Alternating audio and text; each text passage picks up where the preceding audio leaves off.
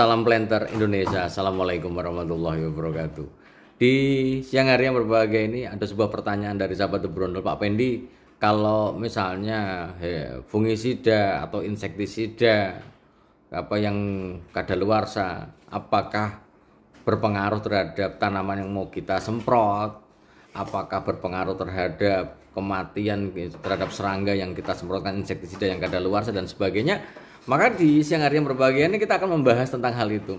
Bahwa bicara tentang bicara tentang pestisida, baik insektisida ataupun fungisida, maka ada rentang waktu dari produksi sampai ke kadaluarsa. Kadaluarsa pada pupuk mungkin akan berkurang kandungannya, tapi kadaluarsa pada pestisida baik insektisida ataupun fungisida maka akan terjadi pengurangan kemampuan untuk pengurangan kemampuan terhadap fungsinya itu sendiri. Bicara tentang insektisida, kita ngomong misalnya lambda-cyhalothrin ataupun kita menggunakan sibemetrin ataupun yang lainnya, ada yang asepat juga, maka kadar masa kadaluarsanya itu ada. Sehingga kita juga ketika melakukan pembelian terhadap sebuah produk, kita juga harus melihat berapa lama kadaluarsa yang akan jatuh tempo pada produknya. Seperti apa kadaluarsanya? Kita akan zoom gambar di sini. Ini kalau kita lihat ya kadaluarsanya, ini di sini ada tahun produksi nih. Ini tahun produksi, yaitu adalah tanggal 12 bulan 12 2021. Di mana rentang waktu kadaluarsanya adalah selama 5 tahun, yaitu adalah 2026 atau Desember 2026. Jadi selama proses produksi selama produksi sampai dia di pasaran itu diberikan waktu hanya 5 tahun saja. Jika ini terjadi kepada kita sebagai seorang pengguna pestisida, baik insektisida ataupun fungisida, maka kita harus melihat tanggal ini. Jangan tergoda barang murah, mungkin dikasih promo diskon 50%, tapi masa edar masih 3 bulan lagi. Kenapa kok mereka ngasih promo gede-gedean gitu ya? Karena mungkin dia udah masuk kadaluarsa. Sehingga hal yang ingin saya sampaikan adalah, yang pertama adalah perhatikan di dalam pembelian insektisida ataupun fungisida itu sendiri. Diperhatikan tanggal produksinya, berapakah tanggal kadaluarsanya atau bulan kadaluarsanya, yang mungkin saja kita sudah melewati kadaluarsa. Yang kedua, kadaluarsa pada pestisida ketika dia terjadi pada sebuah bahan tersebut, baik insektisida ataupun fungisida, maka kemungkinan besar adalah akan mengurangi kemampuan kegunaan dari insektisida ataupun fungisida itu sendiri. Sebagai contoh, ketika kita menggunakan ditin dengan bahan aktif mancozeb ataupun antrakol dengan bahan aktif propinep yang kita gunakan untuk penanggulangan fungi atau jamur di pembibitan, ketika dia melewati kadaluarsa, biasanya kita menggunakan 0,2% atau 30 gram per 15 liter air. Maka yang biasanya kita bisa mengendalikan, maka kali ini tidak bisa mengendalikan. Kenapa? Ataupun kurang manjur. Kenapa? Karena bahwa walaupun yang terkandung itu masih sama, tapi bahwa kandungan yang sama itu sudah dalam kondisi yang berbeda. Ini kayak mantan itu. Orangnya sama tapi rasanya sudah beda ini Mas Hari. Jadi sehingga apa yang harus kita lakukan adalah bagaimana meningkatkan atau menaikkan dosisnya yang biasa 30 gram propinep ataupun mancozeb, kita bisa naikkan sampai 40%. Sampai 40 gram. Dari 30 gram naik 40 gram atau bahkan sampai 45 gram, bahkan 50 gram. Pertanyaannya, apakah berpengaruh terhadap tanaman yang kita semprot? Jawabannya adalah tidak. Selama fungisida ataupun insektisida adalah bersifat kontak, bukan bersifat sistemik. Ketika dia bersifat kontak, maka dia hanya melumuri saja. Propinep, mancozeb adalah kontak. Kemudian kalau insektisida kalau kita menggunakan lambda sialotrine, polidor, matador, semuanya adalah dia kontak. Jadi kalau misalnya dinaikkan ya nggak ada masalah. Tapi jangan yang sistemik. Sistemik misalnya insektisida ada asepat, maka ya dia akan berpengaruh terhadap tanaman. Termasuk fungisida sistemik misalnya kayak skor, kayak amistartop itu akan berpengaruh karena dia akan merasuk ke dalam jaringan tanaman. Sehingga ketika kita menggunakan hal itu, menggunakan barang-barang yang kadaluarsa, tolong pahami dulu karakteristik dari bahannya.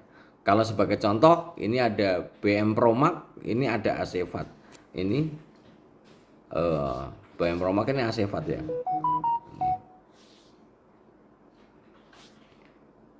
Ini sistemik, ini sistemik. Bahan aktifnya Acefat. Nah kalau kadaluarsa ya jangan. Ini pakai Acefat ya, Acefat 75%, maka ketika dia sudah kadaluarsa, maka harus hati-hati nih, karena dia bersifat sistemik. Tapi kalau dia memang hanya bersifat kontak, yang mengendalikan hanya melumuri saja, atau misalnya di pembibitan hanya yang kena mati, misalnya kayak lambda sialotrine, bahan aktif lambda sialotrine itu merek dagangnya ada polidor, matador, itu, maka ketika dia kadaluarsa, biasanya adalah tetap bisa digunakan walaupun kemampuannya yang biasanya jelek pet, artinya bahwa dia langsung mati, kali ini mungkin tidak mati, harus dinaikkan dosisnya. Ini yang harus kita perhatikan selanjutnya.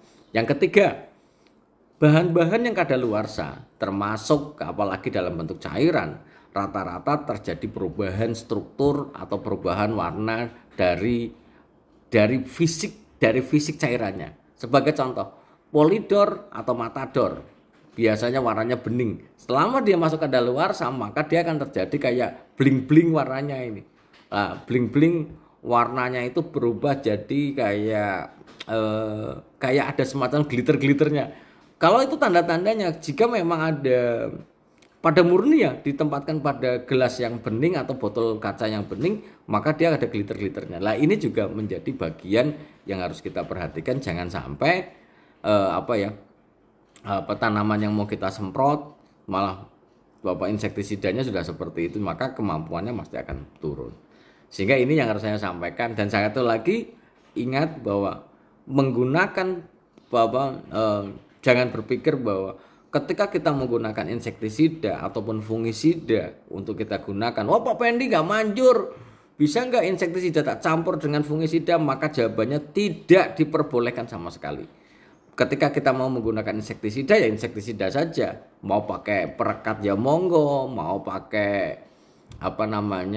perekat ataupun dicampur dengan pupuk daun nggak ada masalah. Tapi jangan dicampur dengan fungisida. Begitu juga dengan fungisida.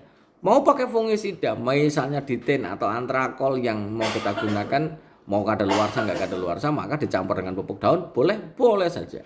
Tapi jangan dicampur dengan insektisida. Dan satu lagi, kalau menggunakan insektisida yang sistemik, maka harus dihitung sungguh-sungguh, apalagi dengan sistem boring. Dan yang terakhir, ingat bahwa dalam sebuah aturan undang-undang lingkungan hidup, bahwa insektisida ataupun fungisida yang tergabung dalam pestisida, jika dalam kadaluarsa sebenarnya adalah bertentangan dengan kaidah lingkungan. Sehingga ketika kita membeli fungisida, membeli insektisida, mohon dihitung kembali dulu kebutuhannya.